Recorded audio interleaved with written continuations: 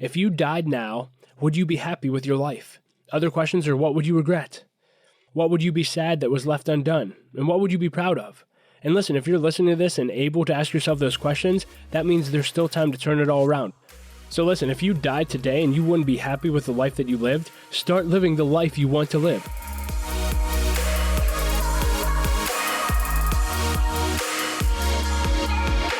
Hey leader, and welcome to episode number 301 of the L3 Leadership Podcast, where we are obsessed with helping you grow to your maximum potential and to maximize the impact of your leadership. My name is Doug Smith, and I am your host, and today's episode is brought to you by my friends at Tongue Advisors. If you're new to the podcast, welcome. I'm so glad that you're here, and I hope that you'll enjoy our content and become a subscriber. And if you've been with us for a while, thank you so much for listening. Just make sure that you're subscribed so you get every episode when it comes out. And it would mean the world to me if you would leave us a rating and review on Apple Podcasts or Spotify or whatever app you listen to podcasts through. That really does help us to grow our audience and reach more leaders, which is our whole mission here at L3 Leadership. So thank you in advance for that. In today's episode, you'll hear me share part 2 of the top lessons that I learned in 2021. Specifically, you'll hear me talk about lessons that I learned on legacy, calling, money, friends, parenting, and marriage. And I think those will add a ton of value to your life. But before we dive into the episode, just a few announcements. This episode of the L3 Leadership Podcast is sponsored by Tongue Advisors. The financial advisors at Tongue Advisors help educate and empower clients to make informed financial decisions. You can find out how Tongue Advisors can help you develop a customized financial plan for your financial future by visiting their website at beartongueadvisors.com. That's BERATUNG advisors.com. Securities and investment products and services offered through LPL Financial, member FINRA and SIPC. Tongue Advisors, LPL Financial, and L3 Leadership are separate entities. I also want to thank our sponsor, Henny Jewelers. They're a jeweler owned by my friend and mentor, John Henny. My wife, Laura, and I got our engagement and wedding rings through Henny Jewelers, and we just had a wonderful experience. And not only do they have great jewelry, but they also invest in people. In fact, for every engaged couple that comes into their store, they give them a book to help them prepare for marriage, and we just love that. So if you're in need of a good jeweler, check out hennyjewelers.com. And with all that being said, let's dive right into the episode. Here's the part 2 of the top lessons that I learned in 2021. Hey leader, today I'd like to talk to you on the subject, the top lessons that I learned in 2021, part 2. If you haven't had a chance to listen to part 1, you can go back and listen to that in episode number 300. In part 1, I covered the lessons that I learned in leadership, in business, and in building your platform. And today I will cover lessons that I learned about legacy, calling, money, friends, parenting, and marriage. And so I really encourage you, there's a ton of value in both of these episodes, so make sure you listen to them both. But with that being said, let's dive right into this lesson. The first category that I want to cover today is lessons that I learned about death and leaving a legacy. And I know this isn't a very fun subject to talk about as leaders, but I think it's an important one. And here's what I want you to know, leaders, that one day we are all going to die and we're all going to leave a legacy behind. One day, we are all going to die and leave a legacy behind. And that was very front and center for me this year as we lost 3 significant heroes of the faith in our city here in Pittsburgh, in Jay Passavant, Tun Chokin, and Denny Patton. And if you're from Pittsburgh and know any of those 3 gentlemen, I actually re-released interviews that I did with each of them and put them on the podcast last year, and we'll include links to those for you to listen to in the show notes. I encourage you to go back and to listen to them because they are all very, very, very profound. So here are a few thoughts that helped me this year when it comes to dealing with the subject of death and legacy, and I think they'll add value to your life as well. The first one was, I remember listening to John Bevere, and he said that there was a time in his walk with God where God dealt with his heart, and he said, John, you haven't given me this area yet, the fear of death. And that made me really just think about and reflect on the fact that I don't know that I've given God the fear of death either. And that's a subject that I've been studying for the past 2 years and really trying to get rid of the fear of death in my life. And so what's helped me do that in my life? Number one was really journeying with Denny Patton, who we lost this past year. The way he handled the end of his life was just absolutely remarkable. And I remember having lunch with Denny this year, and I remember Denny looking at me and he said, Doug, one of these days, I'm going to wake up and I'm not going to be here anymore. I'm going to be with Jesus. And so as a result, I've been studying about heaven because I want to know what's in store for me. And he said, let me just tell you something, I'm getting excited. And he recommended this book he read called Heaven by Randy Alcorn. And so Laura and I picked up a copy, and it is absolutely incredible. It gives you a picture of what heaven's going to look like, and we have a ton to look forward to. Let me just tell you that. And so if you have a fear of death in your life, please pick up the book Heaven by Randy Alcorn. It'll really help you. The second thing that really helped me start to overcome the fear of death was Dr. Daniel Amen, and he's incredible. He's a psychiatrist, and he deals with people all the time who have a fear of death. And he said the one exercise he has them all do, he said, instead of focusing out on what you'll be missing out on, why don't you start focusing on what you have to look forward to? Very similar to what Denny said. And so I started journaling and just wrote, hey, one day in heaven, I'm going to get to see my mom again. I'm going to get to see my sister again. I'm going to get to see my grandparents again. I'm going to get to see my mother-in-law, Judy, again. I'm going to get to see Jay, Tunch, and Denny again. I'm going to be in paradise with Jesus. I'm going to be in a place where there's no more pain and no more suffering. And listen, I know God will take care of my girls, Laura and the family. Like, God will take care of all of that. And I have a lot to look forward to, whether I die a minute from now or whether I die 100 years from now. But do that exercise. Write down what you have to look forward to, and it'll really help you overcome the fear of death.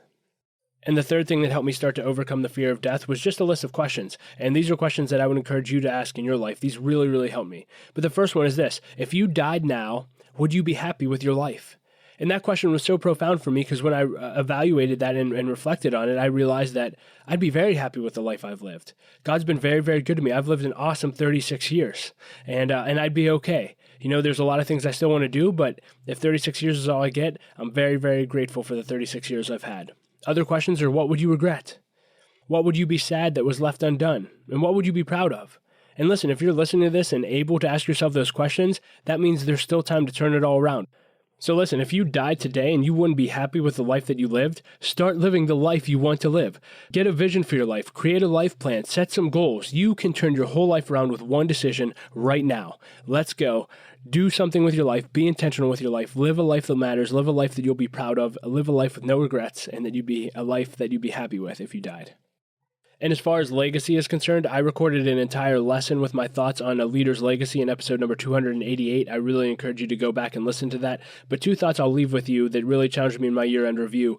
One was a text from Denny Patton that he actually left in an app that he developed called The Family Wins. It's a phenomenal devotional. I'd encourage you to look it up, thefamilywins.org, and you can get a copy of that. But he left this in a group chat, and I just thought this was so powerful. He said, I don't want to leave a legacy. I don't care if they remember my name. Only Jesus. Lord, that is the true desire of my heart, and it's what has led my life for the past 51 years. No legacy, no remembering of me, only Jesus. I love you, Lord Jesus. And if you're a believer out there and a person of faith, I can't think of a more challenging paragraph than that one right there. So thank you, Denny, for that. And the other thought that really challenged me was one of my favorite Christian artists named Mark Schultz.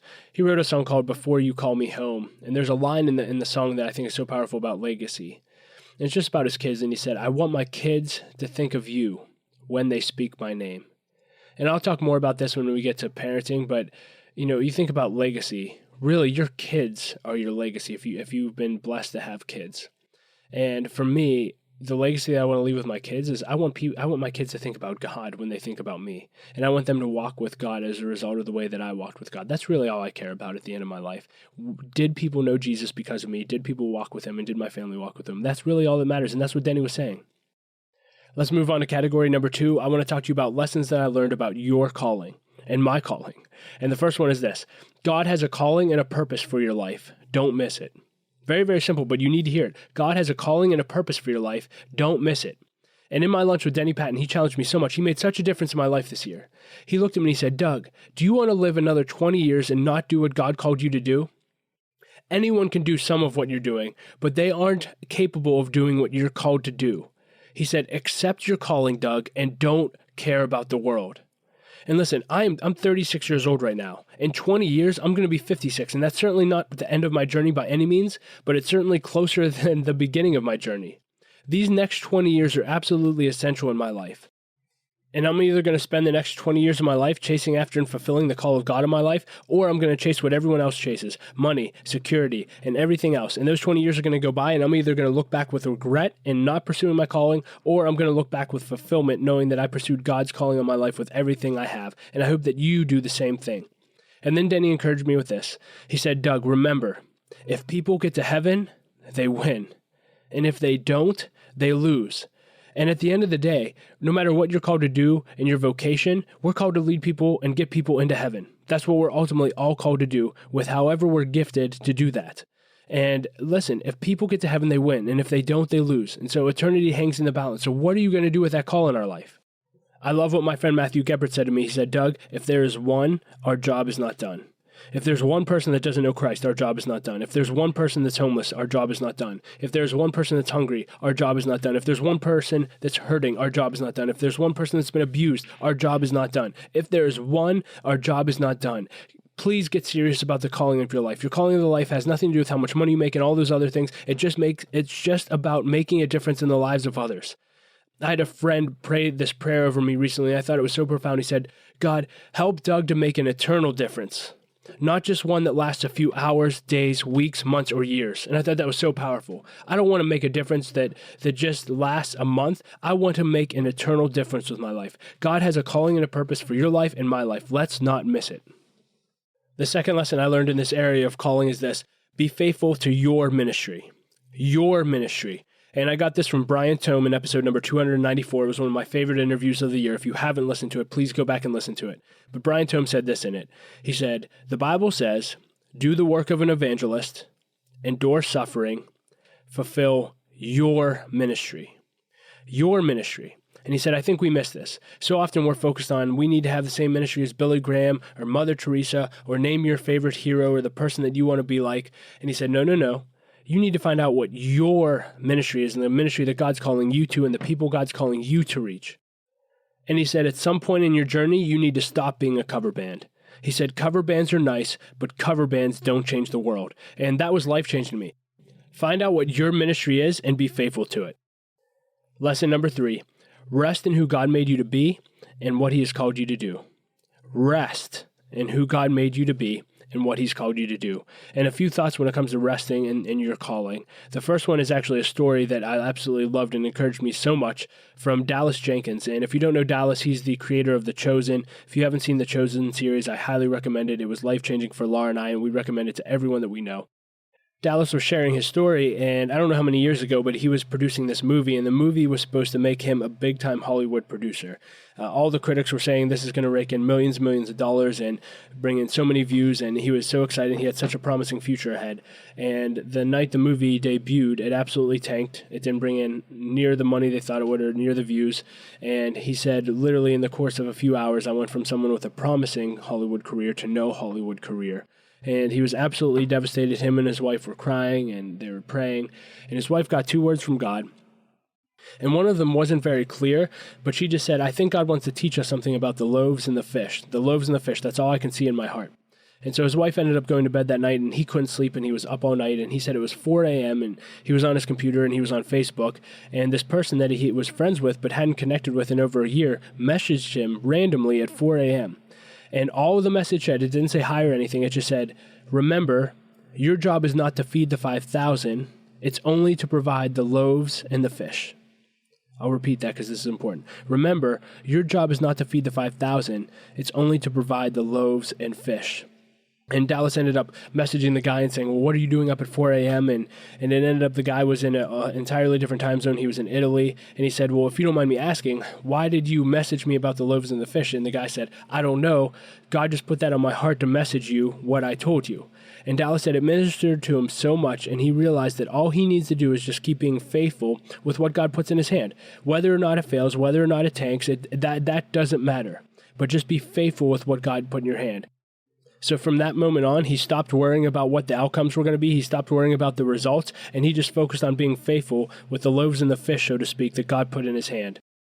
And little did he know that the next project that he would work on was actually the beginning of him starting the Chosen series. And the Chosen has blown up and gone all over the world and made a bigger difference than he could have ever imagined making. And it's all because he changed his mindset and just determined that he would be faithful with whatever God puts in his hand. And I think there's such a lesson in that to all of us, that we just need to be faithful with what God put in our hands and what we're doing and trust God for the results. Whether something succeeds or fails, we really don't know the impact of everything that we're doing. And the reality is if God puts something in your hands to be faithful with, it's for a reason. So keep being faithful leaders with whatever God puts in your hand. It's the greatest thing that you can ever do with your life. Just 2 more thoughts on resting in God's calling for your life. I love what my mentor, John Stallworth, said to me. He said, Doug, God takes responsibility for your life counting. You can just rest in that statement. God takes responsibility for your life counting. If that's true, I don't have to strive my whole life to make a difference. I don't have to strive to make my life count and to leave a legacy. If I'm just faithful with what he put in my hand, again, God will take responsibility for my life counting. I love that. And then Bob Gurn said this. He said, I ask God nearly every morning to show me the work that he has for me on this day. Having come to this point in my life, I do not presume that he has big plans for me, but I am totally content to work at whatever he has for me. And I just want to encourage you, can you just be grateful, and can I be grateful for just the simplicity of being used by God, whether it's in a small way or a significant way? Because oftentimes it's the small ways that God uses us that are actually the most significant. So, friend, please rest in who God made you to be and what he's called you to do, and enjoy your life. Stop striving. Rest in God. He will make your life count. All right, here we go. Category number 3, lessons that I learned about money this year, or continue to learn about money. Number 1 is get your financial life in order. And if your financial life is not in order, the first thing I'd recommend you to do is get a vision for your finances. And the second thing I'd encourage you to do is get a plan for your finances. And for Laura and I, what's worked really, really well is following Dave Ramsey's baby steps. If you're unfamiliar with Dave Ramsey, check him out. Buy the book, The Total Money Makeover. Listen to his podcast. He has 7 baby steps that'll literally walk you into a fantastic place financially. So follow Dave Ramsey's baby steps. And then number 2, I would encourage you to get a financial advisor. We got one a few years ago, and they've been a game changer for us. And so again, you need a coach in every area of your life, and so you need a financial advisor. And if you want to have some fun, I actually make our financial advisor grade us in every single area of finance, and I literally make him make a report card. So in every area of finance, I'm either getting an A, B, C, D, or F, and then he actually lays out what I need to do to get an A in that area. And so that really helps us with our vision and our strategy and our focus of what we're going through, and helps us to have a plan for our finances. So again, connect with Dave Ramsey and get a financial advisor. The second lesson I learned about money was really challenging, and it's this. Find the areas of greed, pride, and selfish ambition in your life and eliminate them. And this is huge, and I don't have the quote in front of me, but I think Tim Keller once said that Jesus taught twice as much about greed as he did lust and sexual sin, and yet none of us think that we're guilty of it. And so we really need to identify these areas. And I really got challenged by a friend and mentor in my life named Eric Guy, and he was just mentoring me one day, and he said, Doug, you have to determine how much is too much in your life and how much is enough. And I thought this was so profound. He said, you have to determine how much is too much and how much is enough. And we were specifically talking about a house, and Laura and I have been looking to buy a house for the past few years, and we have a pretty specific vision for what we want for a house. And I was just sharing that with Eric, and he said, Doug, let me just ask you something about that. He said, is the house about you? He said, is the house about you? He said, Doug, what are you going to do with a house that big? Or do you just want a house like that so people can drive by and say, wow, look what Doug Smith has, or look what Doug Smith does? And he said, Doug, if it's ever about money, if it's ever about being noticed, if it's ever about needing affirmation, and it's not about living out God's plan for your life, it needs to be eliminated from your heart. Trust God. Now, does that mean God doesn't want you to have a big house or anything like that? No, it's all about a heart issue. And from that point on, I try to evaluate everything through that lens. Whether it's buying a house, whether it's buying anything, whether it's posting on social media, if it's ever about me needing to be noticed, me needing affirmation, and not about living out God's plan for my life, I need to eliminate that from my heart, and perhaps I don't need that in my life. And, a lot of people talk about the prosperity gospel, and I love the definition of prosperity that I heard once, and the definition was this: prosperity just simply means fully supplied. The Bible says that God promises to fully supply all of your needs according to his riches. And I think this is so important. Your needs, not your greed. God said he'll supply all of your needs, not your greed. And listen, here's what I know, and here's what I know about me, here's what I know about you. God will give you everything that you need to fulfill your ministry here, your ministry in your life, and be content and rest in that. So leader, I just want to challenge you like Eric challenged me. Find the areas of greed, pride, and selfish ambition in your life and eliminate them. Category number 4, friendship. And I've shared this on the podcast before, but I'll share it again. Last fall, I went through a very difficult and dark season of my life, and I reached out to a lot of my friends, and a reoccurring theme that happened in those conversations was all of my friends said, Doug, you've been neglecting deep friendships in your life for a long time.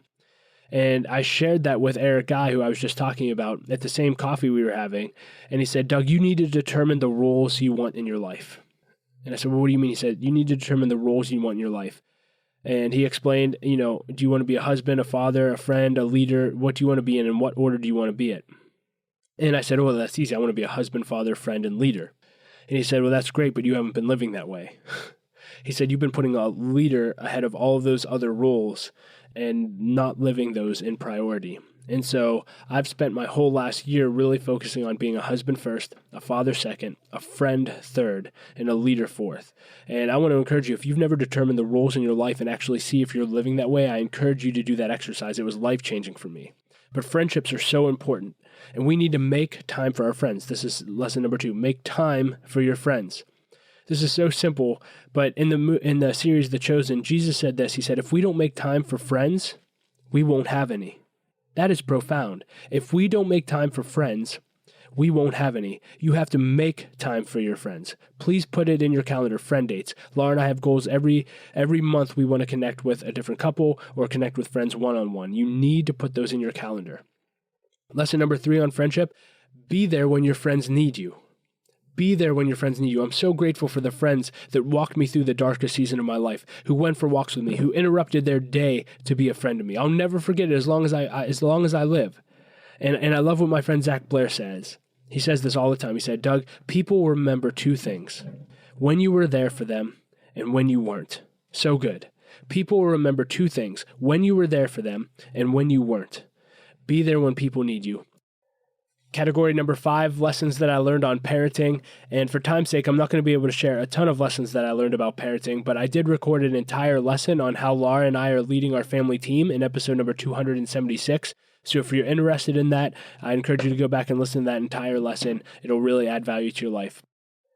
So aside from that lesson, just a few thoughts on family that I want to leave you with today. The first one is something my friend Alan Wampler said to me, and he said, Doug, it's crazy how often families can come down to one decision. It's crazy how often families can come down to one decision. And leader, here's what I want you to know. If your family isn't where you want it to be, you are one decision away from changing the trajectory of your family forever. One decision. I can't tell you how many stories I know of one person that made one decision that transformed and changed their entire family tree. You can change your family with one decision if you'll just be intentional. It could be you, leader. Fight for your family. Do everything you can to create the family that you believe God is calling you to create. You can do it with one decision. Let's go. And the second thought I'll leave you with when it comes to family is just remember what's important. Remember what's important. What's important? The most important thing is that you make sure that your kids and your family know God. That's what really, really matters. I was listening to Crawford Loritz, who's a pastor, and he was sharing a story about when he was dropping his son off to college, and he was really, really thinking about, man, what can I say when I drop him off? What should I say? What should I say? And in the end, he just said something very, very simple, and he just looked at his son and he said, son, you don't have to do what I do, and you don't have to make me proud. Just obey God. Just obey God. That's all that matters. I already shared the quote from Mark Schultz, one of my favorite Christian artists, when he has a quote in a song that said, I want my kids to think of you when they speak my name. Make sure that you're leading by example, parents. Make sure that you're spending time with God. Make sure that you're praying with your kids. Model for them what a relationship with God looks like, because really all that matters is that your kids know and love God.